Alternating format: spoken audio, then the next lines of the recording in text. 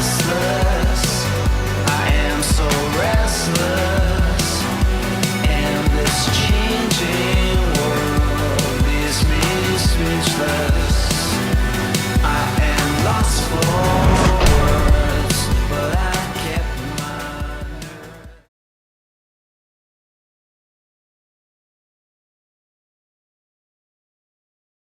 Being a black boy on this campus, I have always battled with the disproportionate reality of being one black and one being a Bruin. And it only revealed that on the night of October 6th of the undercover but blatant realities of how we are seen as people of color on this campus. And that, my friends, is a shame. You do to help me be here because I deserve to be here. And we deserve to breathe here, deserve to come to campus every day and see me here, to see my sisters and my brothers and have not you here. Tell you that I welcome you here. Harambe, let's pull together because we deserve to be here. Let's build community and be here. Let's have a safe space to be here. Let's get an Afro house so we can be here. Let's go to the Bush Library Center so we can congregate and be here. Have black discussions here, not fear for my life here, but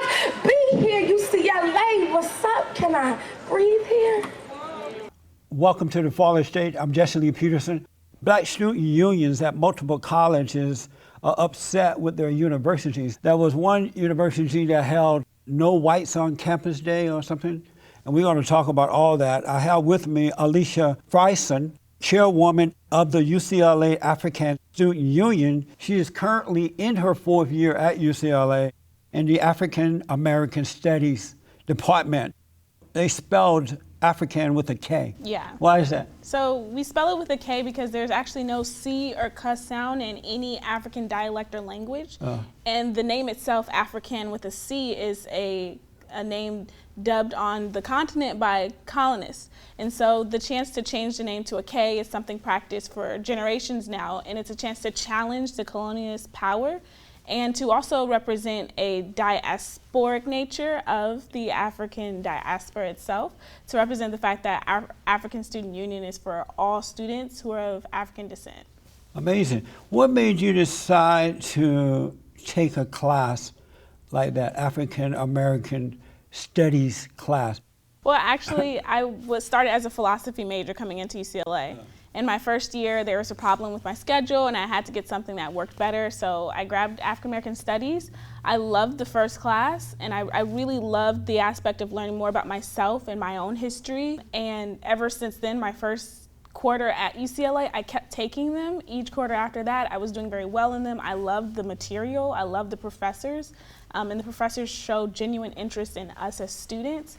And eventually I was like, oh, I'm loving African American Studies, I might as well stick with it. And so I changed my major. Did it help you in a personal way? It definitely did. Other than just learning about it? In what way did it help you personally? Well, I've always been interested in learning more about ideas and how to help people. And with going into African American Studies, you learn more about people, and you learn the real context of things. We look at the continent itself with myth, and myths as well about us being black in America, and it really helped demystify my own understanding of who I am as a person, and also what I can do to help people, because I thought of what I could do to help people in a very narrow context, but just learning about myself and understanding how to demystify the way I move in the institution in America, it really empowered me so that I can bring that back to my community. And so who are you as a person? I think I'm more than just a leader. I think I'm a revolutionary in just the way I move and the confidence that I have. And my confidence comes from just knowing myself, largely. And I think that is the heart of my resistance as a person. Do you see yourself as an American or as an African? Definitely American, and definitely African. I think I can't be one without the same. I think if anything, the black person, the black American, is the most American individual.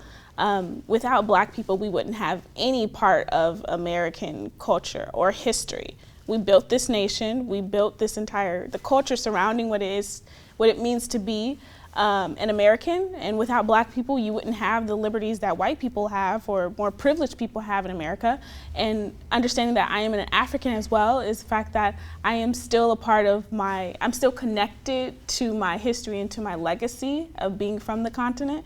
I'm functioning in a global context. That is just not me or LA that I'm impacting the world. So you are the world? You are the people? So you say that if it wasn't for black or African people, there would be no America? Yeah, there wouldn't not be Meaning any that America. whites could not have found someone else to build the country? I don't think so. But that's not true. There are other people building all kinds of places around the world. This is true. Other This than is true. blacks. This is true. But So you really don't believe that, right? believe that. If it wasn't for black people, there would be no America. I definitely do believe that. You do? I do. So are you saying white people would not have done the physical work themselves to build the country, or when they got someone else to do it? Well, it's not just the work that built up America, it's also the institution itself. So the capitalist model couldn't work at all in America without slaves to do the labor for very cheap. And establishing that dynamic of having a lower class and an upper class at least and a middle class, that would have been impossible without having that free labor aspect of it. Like it kind of distinguished, and it's what created the idea of race in the first place. If there wasn't anybody lower than the poor white man, then there wasn't anyone else left to be subjugated to be less than somebody. And so without that, like a lot of people understand outside of America, when they look at America, they think of our division of race. They think white and black, because that's really what's built our entire structure. That's amazing.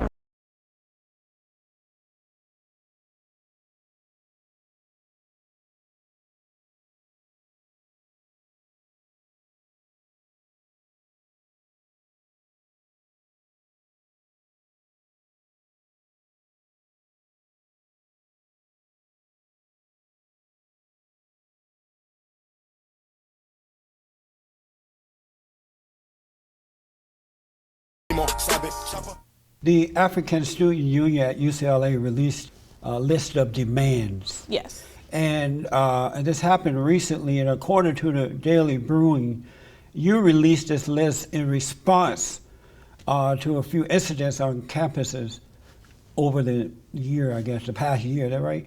Yes, Yeah. well, over a past couple of years. Oh, a couple years? Yeah. Oh, okay. What are some of the incidents that led to these demands? Right. So for students of color on campus, on any college campus, it's difficult, to say the least. And some of the larger events that have happened, in the fall of 2015, we had a Kanye Western party by a fraternity and sorority, but was really, when you went to the party, there were people dressed up as black people, Right. and people who even had things on their makeup on their face, dark colored brown makeup, to look like a black person. Meaning white people had this on? White people. At white the people. Kanye Western party, party. but for students of color on campus, we know it as the Blackface Party at UCLA. And before that party happened, and in between that party and incidents that happened this year on our campus, there's other things that go on for black students that make it very difficult. Like in our apartments area near the frat houses, black students are consistently harassed by fraternity members and sorority members in different forms. White people? By white people, majority white people, yeah. Some have gotten bananas thrown at them, beer cans thrown at them. And we also have an African diaspora floor on campus where there's been cups of feces left on the floor in our laundry room. So we've been targets for a lot of racist incidents, and the way this university deals with it is not suitable, and it also impacts our retention as black students on campus.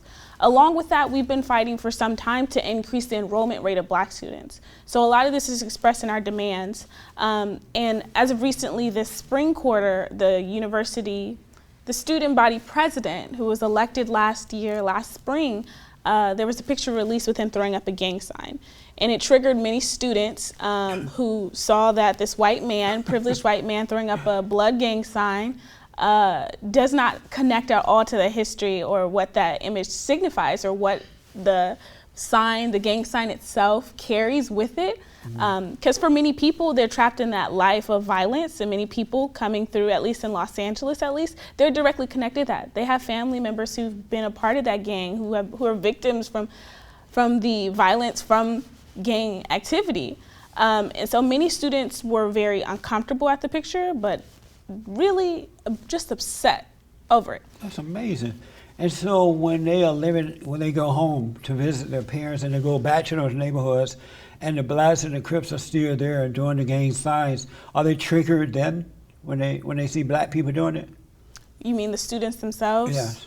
I wouldn't say so. Why not? I wouldn't say so. I think it is a triggering experience itself, but after a while, as black people being conditioned to violence, it's difficult for us to be triggered on the same level as white people are triggered. But being in an environment at University of California, Los Angeles, where most people don't understand the experience of people of color, or most people don't seek out to learn more about the experiences of people of color, the triggering moment was seeing how the university student body president took the experiences of people of color, the systematic oppressive experience of people of color, to be a joke in itself. Amazing. So had this white boy been a black boy and he was caught on camera doing the gang sign, would the black student have been triggered then? I think it would still be a problem. It would still be a problem? Knowing that your elected student leaders are making a joke out of something like this, I definitely think so. And are black students harassing white students at all, or any other students on campus? Has that happened? Yeah. I think people of color, white or black, people are always harassed no matter what. Right. But on our campus, when we are already the extreme minority, our numbers are 4%, and the next number above us is around 13 or 20%. So we're pretty far low. We're very close to the American Indian student population on campus. There were more going before. They took away affirmative action, right? Yes. And who was behind that? A black man was behind that. Such a good man. But he fought to get affirmative action out of the UC schools.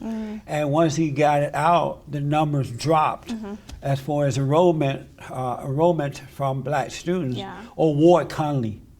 You ever heard that name? I think I have. Yeah, he's the one that got rid of affirmative action because he felt that it wasn't fair to other students who worked hard to get into those schools, and blacks were just getting in because of their color.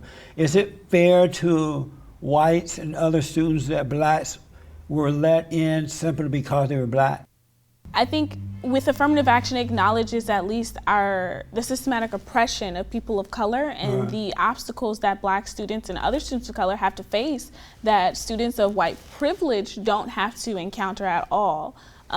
Just at least for Los Angeles, black communities, at least where most black people live, are surrounded with much higher rates of poverty and crime, and also their education systems where the tracking of students in the educational system shows that black students are much more disadvantaged and students of color are much more disadvantaged. So I think affirmative action at least acknowledges those obstacles to level out the playing field where it's not, because I think the problem with that man's case is that Ward Conley's case is that he's making an argument on the basis of equality versus equity. And equity is where meeting students and meeting people where they are in terms of their circumstances. But the enrollment dropped after they couldn't get in based on color. Right. Had they been smart enough, they still could have gotten in if they met the qualifications. But they were not up to par, so they didn't get in because they weren't smart enough. I don't think it was that they were not smart enough, just that the bars that were leveled against them, where they were compared against another student, weren't equitable, you know? So like you can't But everybody was taking the same test to get in. They're taking the same test, but they don't have the same classes. They don't have the same teachers. They You don't mean have the like same in high circumstances. school they're not learning, prepared. Is that the white man's fault or the fault of the parents and the teachers of those communities? It's really layered. I think it's a system, you know? I don't think it's just the white man's fault. I don't think it's just the teacher's fault. I don't think it's just the parents' fault. Because many times students have at-home situations that make it very difficult for them to learn the same way their peer can learn in class, you know? And the system that we have, the educational system we have, ignores that, you know? And I don't think it makes it doesn't make it an equitable playing field for all students to make it at least advantageous for all of them in the classroom. And when you say the situations, I mean, in those community, the kids are born out of wedlock, the men are nowhere around, the parents are on welfare, and so the kids don't have the same opportunity. Not necessarily. I don't think that's entirely all of the issues in the Black community.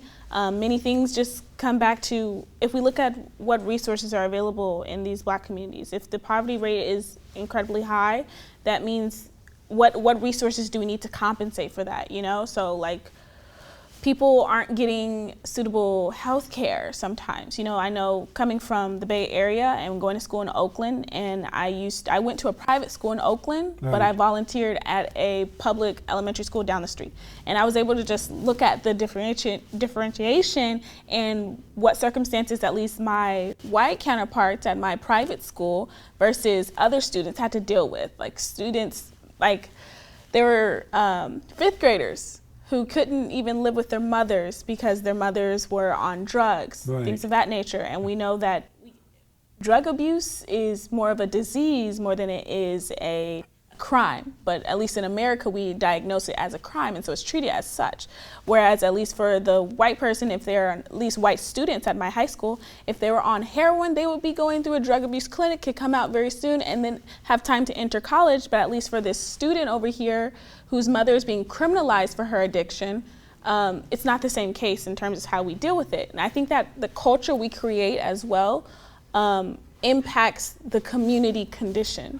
If those Black kids had a father and mother in the home, as the white kids have, they would be able to recover faster too and get back on track again, right? The Black kids. They might. So why not deal with that? Demand that the parents be responsible for their children rather than blaming white people for the lack of character, the lack of responsibility in the Black community. Well, that's a good point. I think we should blame the system itself. The system. Well, how can you blame the system for irresponsible parenting? I don't want to call it irresponsible parenting because I see it more as a system that removes these people out of the homes. A lot of times, for Black people at least, since we've been in here, we haven't had the same opportunities, or at least the access to these opportunities. So that creates a certain culture of not valuing at least higher education, just creating a system of money, just creating a system to ensure that we can eat, that your family members can get by throughout the day. And when there's an influx of at least drugs in the community, and more policing of the community, it creates a system to remove people outside the home. And so with being in African American studies, I also learned about the prison industrial complex and how the increase in imprisonment didn't match the increase in crime rates. And you know why that is, right? Because of Nixon and other presidents who had their initiatives to do their war on crime and war on drugs. Because Blacks can't afford to get private attorneys to represent them. That is also a part of it. That's also a part of it. And so when they commit the crime, they have to go and ask the government for a lawyer. Right. And this lawyer has 800 people on his list. And they're always encouraged to just plea bargain. Right. Which is always an issue. So they have to, and they subject themselves to losing some part of their rights as U.S. citizens just to get out of jail. Or it's But if they didn't commit the crime, they wouldn't have to deal with any of that. Well, sometimes a lot of them don't commit the crimes. No. Which is interesting. Yeah. No. Yeah. You were raised by your father and mother? I was. And so you had a better chance in life growing up because you had two parents who provided for you. I did, yeah. But isn't that the right and the best way to go rather than all this other stuff? I don't necessarily agree. People can still be just as successful. I definitely do think I was more privileged to have both parents in the home. So you're white privileged then? Not necessarily. You just like the white woman. You had everything. At all. Not What's at the difference? all. The white girl next to you had a father and mother in the private school, right? And she's white privileged. Isn't that right? Yeah. So you're a Black girl with a father and mother in the same classroom, sitting right next to the white girl with the privilege. So you had it too. So what we mean when we say white privilege is not necessarily about what resources they have, but it's also a generational connection. And also a physical connection. Like a white woman doesn't have to deal with the experiences of worrying if her skin color will ever impact her being able to get a job, being able to, the attention she'll get on the street from police, things of that nature. But also generationally, white people have like the highest amount in the middle class bracket at least. So they have an ability to develop generational wealth and pass it on easier than a black person. For my and parents. Why is that? Because they have how many parents in the home? Not necessarily two parents, Yeah, because I have whenever you two have- parents, but I didn't have generational wealth. No, My family, right, but your parents, apparently they're starting a generational wealth. Because look what they've done for you and your sister. You have a sister that's going to be a doctor, right? Yes. And look at you, you're becoming a lawyer. Yes. And so they're passing it on to you, you're going to pass it on to your children, and so on and so on. I think the most that they've passed on to me is their work ethic more than their generational Right. wealth. Because even in college, though I have two parents and I think I'm more privileged than the average student, I don't depend on my parents financially. Good. I've been able to finance my entire education at UCLA, and so does my twin sister. Right on. But oh, you have a twin. Yeah, she's my twin. That's she's amazing. my twin, yeah. You, what was on your list of demands in detail for UCLA? Yeah. So for our first demand, it was for a Black Resource Center. Our second demand was for a $40 million endowment. Our third one is an anti-discrimination policy. Our fourth one is for a Black financial aid officer. Our fifth is for a increase in our funding for our projects, which are called the Academic Supports Program, and Students Heightening Academic Performance Through Education, and by the acronym SHAPE, where we mentor high school students, and the other program we mentor college students to make sure they graduate. Our sixth demand, can't remember our sixth demand. Our seventh demand was about housing, to guarantee housing for all students for 4 years. And our eighth demand was the reinstitutionalizing of a program called the High Potential Program, which was started in 1967, which had specialized enrollment privileges. Those are great demands. Yeah, thank you. And has UCLA administration responded to your demands? Yes, Your they list? have. We've been in negotiation right now for the Really? past, now 3 weeks, yeah. And so are they going to grant you everything you've asked for? Yes and no. Yes and no. So we've amended a little bit of our ask by a little bit of changes by what's on the paper now. So now of what all that we've been asking for, the UCLA itself is prepared to grant us everything that we're asking for. Are they going to give you the 40 meals? We're working towards the 40 mil. So the 40 mil isn't necessarily, we want 40 million now. It's just a commitment to develop an endowment for $40 million for Black students on this campus. Wow. And Yeah. does that come from the taxpayers? It doesn't have to come from taxpayer money, but it's actually coming from, because you're trying to connect it. It doesn't have to come necessarily from taxpayer money, but UCLA gets a lot of donations. So it's not, and that's our approach to it, is identifying our donors and building up a donation base and creating an entire campaign for Black students on campus. So it won't come a cent from taxpayer money.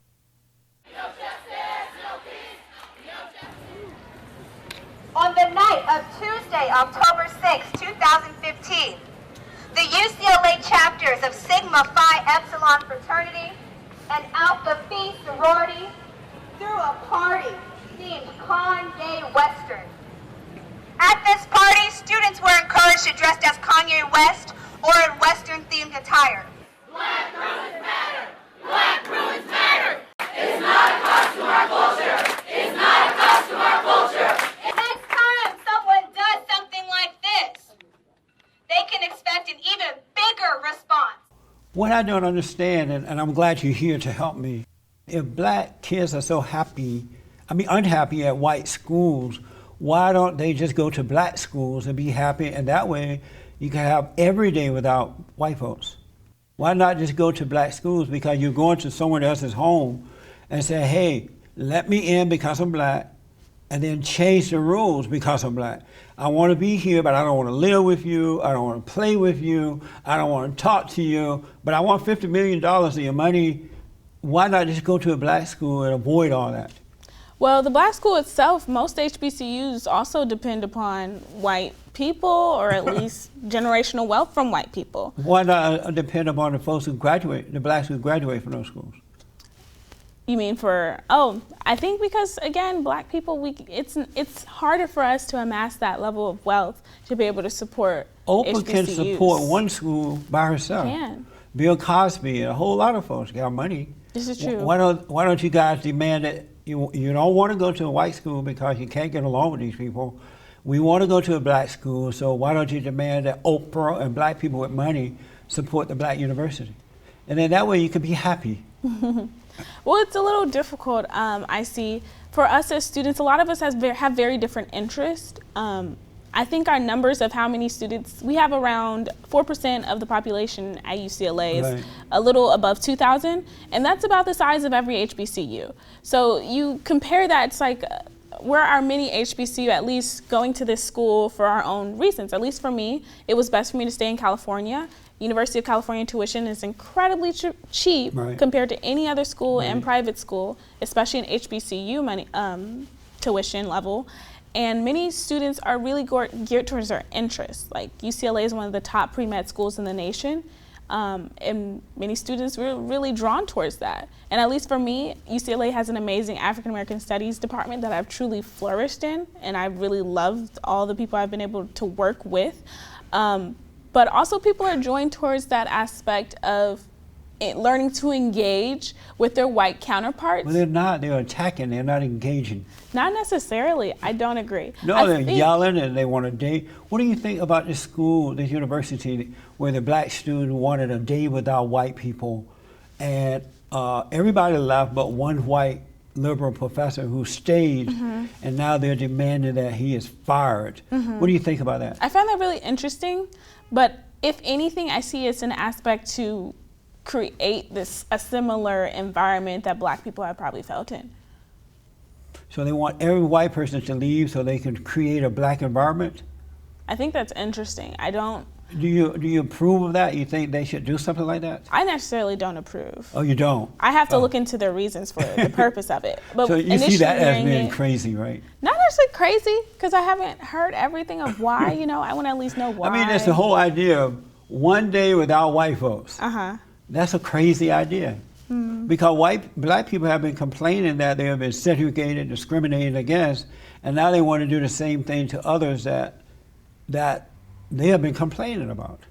I don't necessarily think it's like you can experience what it's like from here, but I can't speak on behalf of like their reasons for it because I haven't heard much about it. But I do see how it's a challenge to their privilege. A challenge to to white privilege. So who told you about this white privilege thing? When did you and how did you first find out about that? Because you didn't think that way prior to somebody telling you. Who told you that? When I first came to college, I was in a program called the Freshman Summer Program at UCLA with the Academic Advancement Program, which is for increasing the enrollment and the retention rate of students of color on campus. And I think I ran into a book about the experiences of students of color in higher education and the fact that we have to do more to be successful in higher education, but the way to do that is to be engaged with your environment, being active on campus, things like that. And I think I ran into white privilege, not necessarily in that book, but probably in a discussion around that. I learned about it definitely in my first quarter at UCLA. I think being in the higher education environment is something thrown around all the time. And I also learned about it in the social justice space. Oh. Yeah, I started working. Justice warriors. Yeah, I started working for the residential life at UCLA, and we had social justice training, and we talked about that a lot. And what is social justice? So you said social justice space, right? What is that exactly? So, social justice space, the term space in higher education at least, is what we throw around to signify the tone of a space or an environment. It's like transitioning the place into a space that has intentionality around it, that it's here for a set purpose. And so when we say social justice space, it's like saying that we have a space to discuss this or a space to create this. So.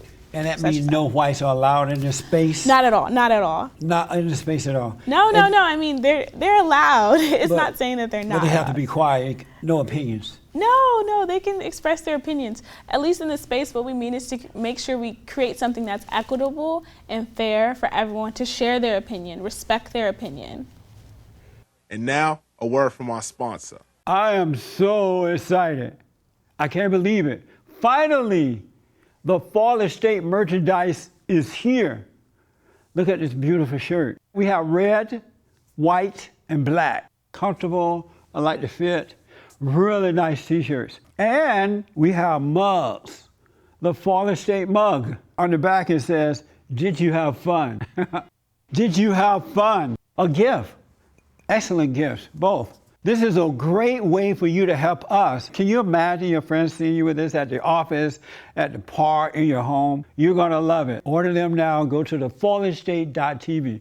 Thank you so much. I appreciate it. You don't look like, you know, I didn't expect you when I heard you were coming, right? Mm-hmm. I expected a black older woman with an afro to kind of hear me roar. Yeah. You know what I'm saying? Yeah, yeah. Is it possible you've been brainwashed? That I've been brainwashed? Yeah, and they pulled you into this dark world where you should not be because you don't have that personality. No, I don't think I've been brainwashed. I think, if anything, I've been enlightened. Really? I don't think, I've been in a position where I don't think my views are very extreme, at least, and I don't think my views are incredibly conservative. Have you been told that you look white and act white? In high school, I've never heard that in higher education. Never at UCLA. But in high school, other black kids told you that? Probably, not even in high school, probably middle school. And that's a part of ignorance, because I think what I've learned as well, and what we've learned now in this new age activism, is the fact that the real resistance for black people is freedom. And respecting our freedom, it means freedom respecting the fact that we can what? live. From who? Freedom to live however we want to live. But white people don't care how you guys live. But that's not necessarily true. No, they want you to go away and live. I think, well, at least from history, it tells us that our image, our aesthetics have always been criticized and manipulated by white people. No. Yeah. It's not true. Yeah. They lied to you again. Would you date a white man? Yeah, I would. You would date the enemy? I could date whoever I want. The white man isn't the enemy, the institution But how are you is. going to have your space away from him? I can always have my space. I can always create that space. What I look for in a mate... You would date a white man? I've dated Asian men. What I look for in a man isn't Have you dated a white man? Yeah, I have. Would you believe me if I told you that all this stuff that you've been taught and other black kids are being taught about the black thing and white privilege and all that mess is not real?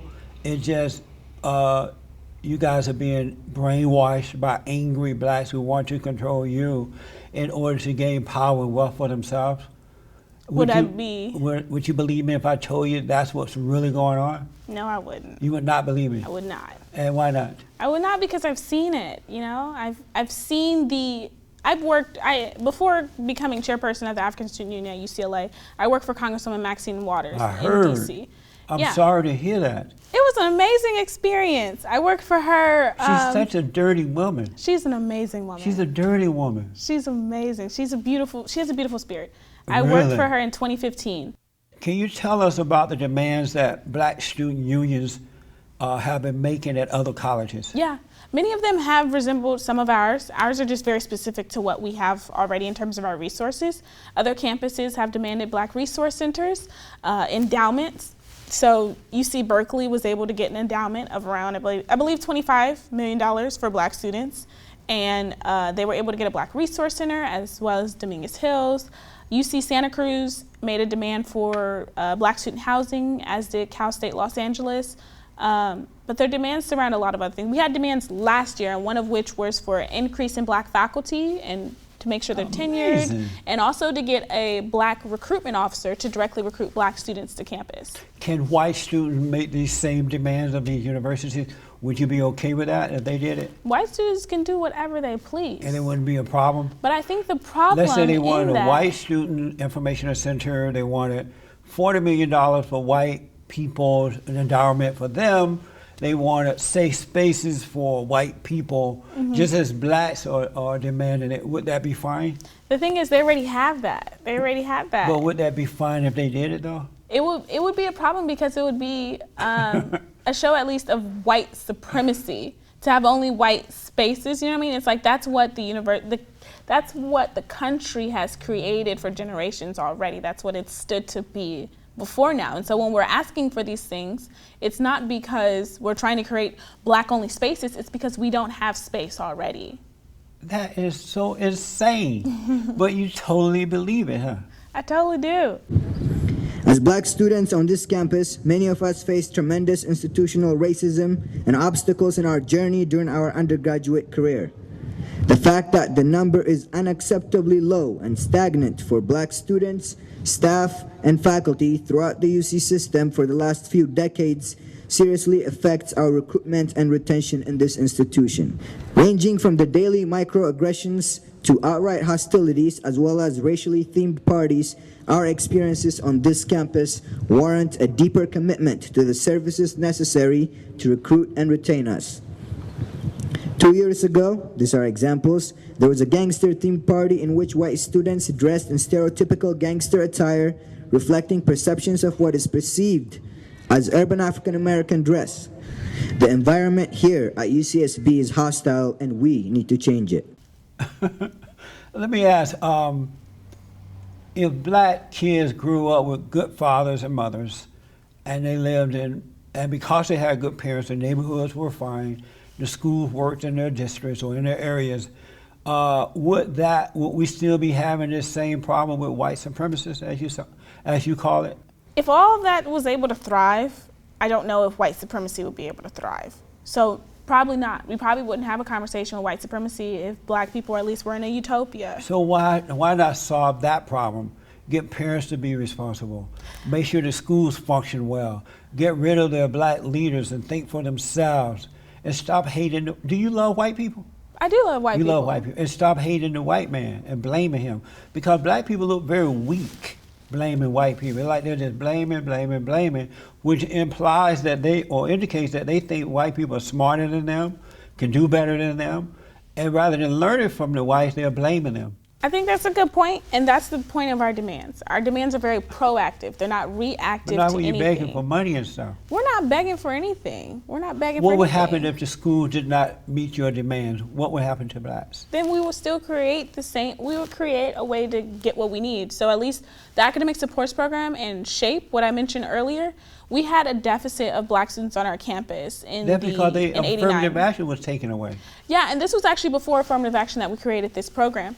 And the purpose was to make sure that we could hire black students to make sure other black students graduate, and then hire black students to make sure other black students could access UCLA. And so we were doing what we need to do for ourselves, you know what I mean? We weren't depending on a university for anything. We worked out an agreement, at least for the university, to respect us, and the funds that we get, our funds are not university funds, they come through grant money, federal money, and that's another aspect of what we create at UCLA.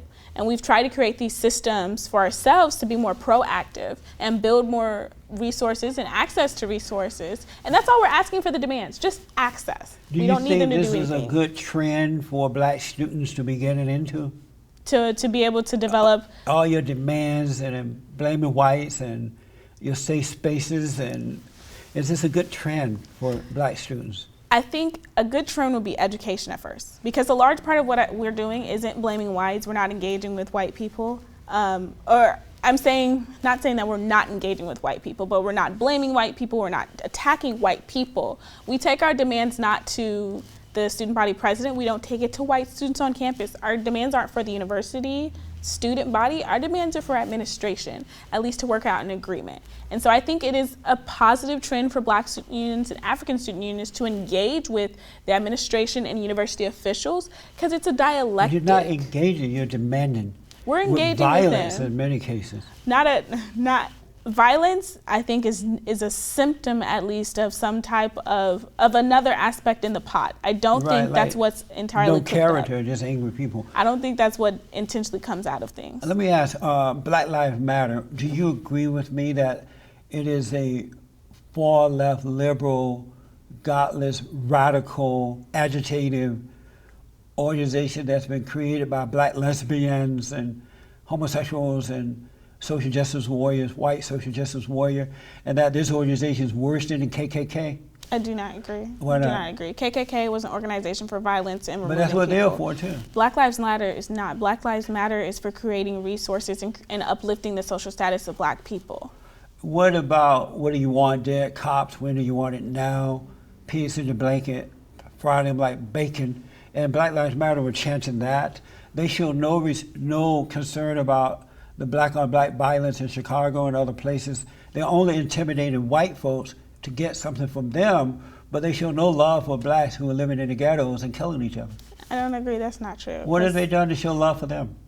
Black Lives Matter, at least they create beautiful spaces to encourage love. Outside of most people only focus and see them in their protest space, in the public space, but that does not at all represent the entire image of Black Lives Matter itself.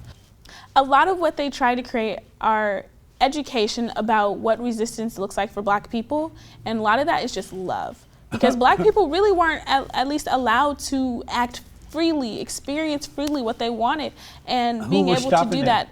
At least on the plantation, Black people weren't allowed. On what plantation? On any plantation in America, Black people were really, a lot of what they wanted, a lot of what is natural of a human being, Black people weren't allowed to do directly. Like what, for an example? Loving who you want to love, being able to marry another person, simply being able to laugh, to dance, to sing, to play instruments. And Black Lives Matter has the unit of art and the Ministry of Art itself, where you have that ability to have free expression. Do you know that's not true about I grew up on a plantation. Oh, did you? In Alabama. My parents and their parents and their parents.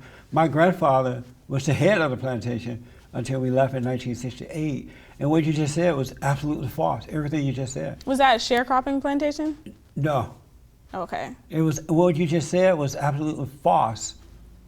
It was a plantation, I mean, during slavery. That was, you said 1968, right? Right, that's when I left. Yeah. Were there but sharecroppers? prior to that, my parents and their parents married whoever they wanted to marry. And they stayed together, and they had more children, their children had children. So what you just said is not true, and that's why I want you to know you've been lied to. Well, I asked, where did the tradition they were sharecroppers there, but the plantation were owned by white people. Yeah. And they ran it, and you know, all the good stuff. Yeah, so where did the tradition of jumping the broom come from? That would be my question. Some mess that's made up by the black radicals. They say it came from Africa somewhere. No, but it never came from Africa. Don't they look dumb when they do that? Jumping a broom? I mean, in America, Would you jump they a jump broom in America because they weren't allowed to Would officially you jump marry. a broom?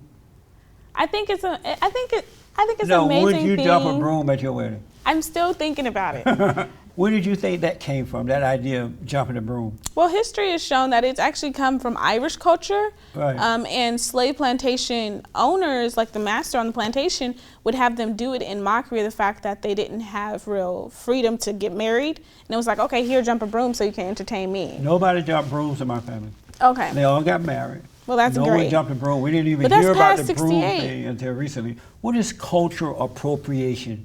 Cultural appropriation is when people are at least taking or stealing. And you call it taking or stealing because there's no agreement made to use aspects of someone else's cultural practices. So like when the black students are taking away from the white folks their money, the $40 million, and they just made for the school, that's cultural appropriation? No, that's not an aspect of white culture. But they're taken from the white man. No, there's an agreement, at least if you want to put it in that context of an endowment, there's an agreement for us to create our own source of money from our community. But they're not volunteering this, they're being forced to do it. No, they're volunteered. They're volunteer. And the thing is, the university already stands in place to work with students, to work with student organizations. And so if anything, the demand in any of the situation, there's a demand for us as student leaders to act for what our students need. At UCLA, they have what they call safe spaces.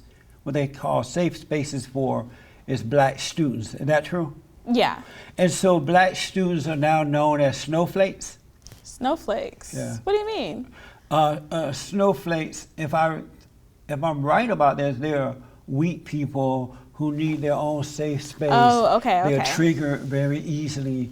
It just means that it's a protected space. From what though? Meaning that you have to respect one another. It's like developing a culture of respecting the person. So even if it's a space between, because we have many shared spaces between people of color and white people, and a lot of that means that if there's an issue pertaining to a certain community, respect that issue, respect the community members to be able to speak freely on that, don't overstep them on it. When we're talking to each other, it's just coming out of us love. Being a black woman on this campus, I have always battled with the disproportionate reality of being one black and one being a Bruin. And it only revealed that on the night of October 6th of the undercover but blatant realities of how we are seen as people of color on this campus. And that, my friends, is a shame. And this totally makes sense to you, right? It all seems real.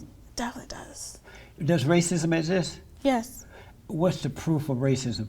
The proof of racism, the fact that there aren't black men in the home. The proof of racism is that we're only 20% of this population, but represent 75 to 80% in the prison industrial complex. Are you saying it's the fault of the white man that the black man is not in the home? I'm not saying the white man, but it's the fault of the institution. But the institution is white, right? The institution majority white, so I guess you could say that. And so it's their fault that the black man is not in his home. Yes. Why is the black man so weak that he will allow another man to make him leave his home? Coming in, I think I hear what you're saying, and the fact that it can be attributed to another person, the reason why they're there. But coming in already, you could say, why are black people so weak that they allow themselves to be stripped from their own home, being stripped from Africa? There has been a culture of black people being resistant and fighting back, and since we've been on the shores of America, we've been cut down and killed and murdered and encouraged to not resist. And in the institution, black people at least have always been looking to find wherever they can succeed, wherever they can move up. And it's very difficult when with the system of criminalization. This is so crazy, but you're totally convinced. And you're such I've been educated. You're like a nice girl that I would trust, not knowing that this is inside of you. I think if you get to meet some of my friends, you'll see that I think a lot of us are very in tune and very tapped into reality. We're not crazy. We're level-headed people. No, this is crazy. Graduating with amazing degrees from UCLA and going to do it more. Racism does not exist, by the way. It's an illusion. It's another lie that's been made up by the children of the deceiver. So how is it an illusion if black people have been, oppressed and pushed down into their situations, and the fact that black folks black were people doing are taken better here? before the civil rights movement than they are today, because they relied on themselves. They relied on the family. They did not follow black leaders. They were not brainwashed as they are today, and so they not did better. Not necessarily. I think it's an aspect of numbers. No. Because once people were being integrated into communities between black and white, that's when the institution itself was able to make the system of how they did things a little bit more ambiguous. That shows the weakness of black people, though. Those black people were weak, and they're still weak. One last thing, define white supremacy for me. Define that. Yeah, white supremacy is this strong push for all whiteness, I guess, all white issues, and a push for... Who's pushing for that? A push on all aspects, and it's kind of an aspect of racism, because racism isn't just a thing, it's an institution of oppressing a group of people on the basis of their cultural backgrounds, and white supremacy is like directly stemming from that. You're a white supremacist if you're acting in that way when you're aiding in the institution, like continuing in the system of racism. I think that white people have made a horrible mistake by not pushing for their whiteness over the last 50 to 60 years. You said white people have made the mistake of not pushing for their whiteness? Right, for their own space, and not giving in to the demand of the radical blacks, because look what has happened. I think that's starting to change because you have the alt-right and others who are now starting to stand up and fight back. So I think, but what you don't realize is that black people are turning every other culture away from them. Most cultures hate black people because they see them as angry and violent and demanding and criminals and out of wedlock birth, and just want to impose upon other people rather than being independent and doing and loving folks and doing the right thing. So your efforts are hurting you as opposed to helping. Did you know that most cultures don't like black people anymore? They don't want to be around you. I don't believe that. Yeah, and absolutely true. But even if you had a legitimate cause, if you had one, the attitude and the way you're doing it is hurting and not helping.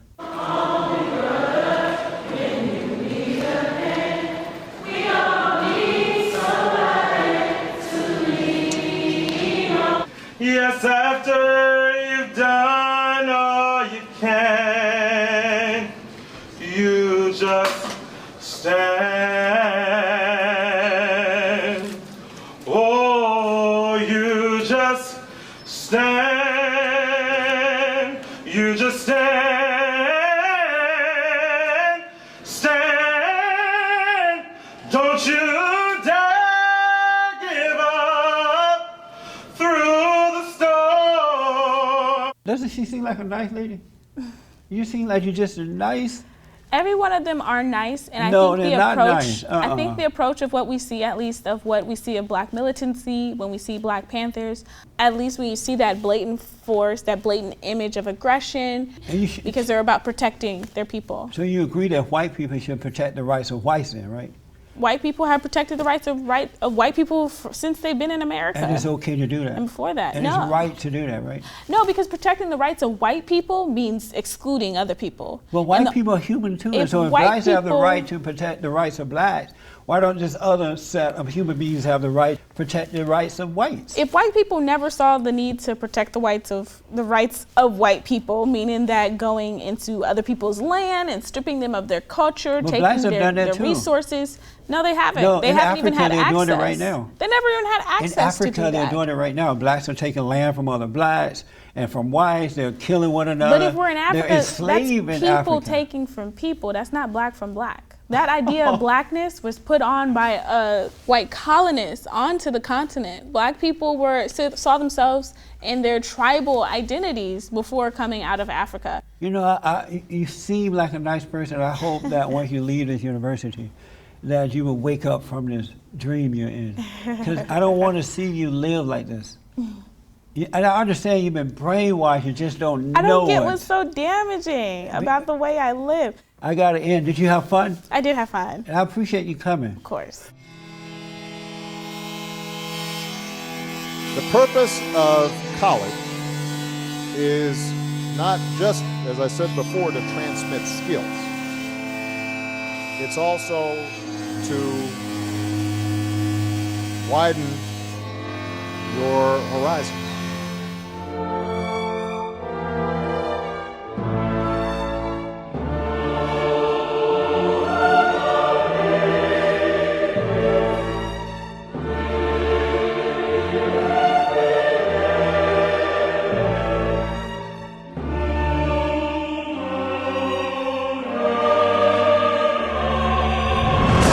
Next time on The Fallen State. My grandfather was born in Austria. He was a Jew from Austria. He thought that Americans were like Austrians. And a lot of Austrians really were anti-Semites. I'll never forget, he would be driving a car and get cut off by a driver, and he'd yell, "Anti-Semite." And I remember thinking, how do you know the guy's an anti-Semite? Anti-Semite. Thanks for watching The Fallen State. We need your continued support. Donate to my nonprofit here. Subscribe and like the videos here. And tell everybody and their mama about the show.